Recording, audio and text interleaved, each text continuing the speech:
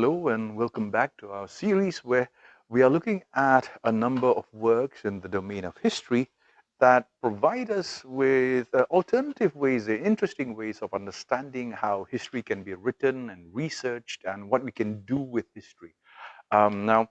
today I want to talk about a book that I think is very interesting, which is John Ellis's The Social History of the Machine Gun. This is a book that has become a kind of cult classic among students and historians alike. And when it first appeared, it was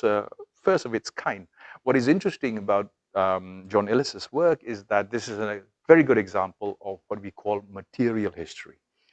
Now, as the title suggests, what the book is about is simply a historical account of the development of the machine gun as we know it today. John Ellis focuses on a single object, the machine gun. But in the process of recounting the history of the invention and the development and the propagation of the machine gun, what he really does is he writes a history of Western society, tracing it all the way back to the development of the machine gun as a weapon of war that would later be used in the colonies of Europe, in Asia and Africa, and how the machine gun tells us something about how Western society began to change its perception of other non-Western communities, non-Western societies in other parts of the world. So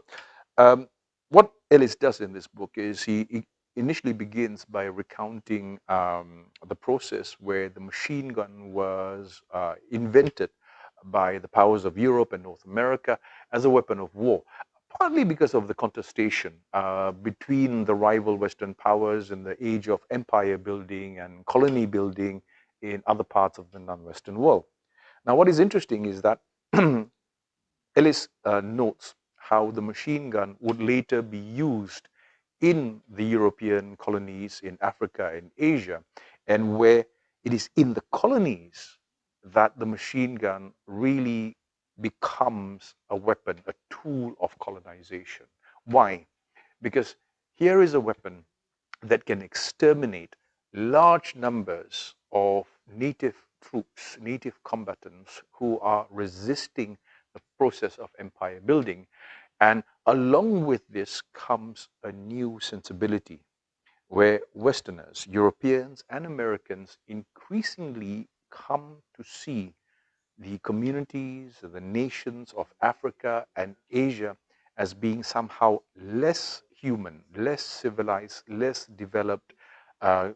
compared to them, and of course deserving, less in terms of equal humane treatment. It alters the balance of power between the West and the East, between the Western world and Asia and Africa in a very significant way, in a lasting way, but it also contributes to the deepening of racial prejudice and attitudes, racist attitudes towards non-Western societies who are increasingly seen by the end of the 19th century as being lesser developed, less civilized, and even less human. And so Ellis talks about how this change in attitudes in Europe came at a time when, in Western society, theories of racial difference, pseudo-scientific theories of racial hierarchies, concepts like the theory of polygenesis were already developing among American and European intellectuals and social scientists. And the technology of the machine gun corresponds to these larger societal developments. The book ends, of course, with the mass slaughter that takes place in Europe during World War I, where the machine guns that were previously used in the colonies in Africa and Asia are used extensively in Europe by all the European powers against each other. And it is at that point when the machine gun is used in the battlefields of Europe to slaughter enormous numbers of British, French, and German soldiers that Europeans come to realize how violent this weapon actually is. Because prior to that, the machine gun was used largely outside Europe in the colonies. It's a very interesting book because this is a very good example of how to write material history. The focus is on one thing, one object, the machine gun. But what he weaves into this narrative is the history of the Western world, the history of Western attitudes towards the non Western world, and the history of relations between Westerners and Easterners, and how basically through this one object, the machine gun, we can actually trace the evolution of Western society from the beginnings of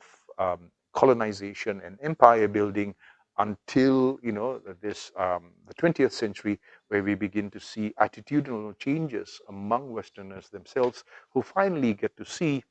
the brutality of empire when the brutality of empire is brought back home to Europe itself.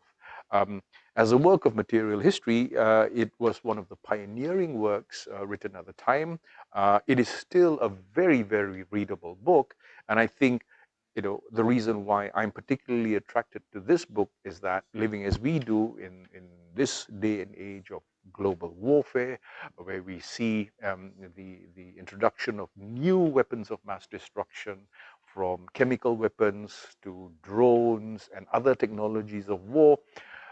similar parallel developments can also be seen, in terms of attitudes towards other societies, other cultures that are prevalent in, among the dominant powers of the world today. So even though John Ellis's book looks at the evolution of the machine gun from the 19th to the 20th century, it is still a very readable book, and I would strongly recommend this book to those of you who are interested in material history in particular, because this is a very good example of how to write material history.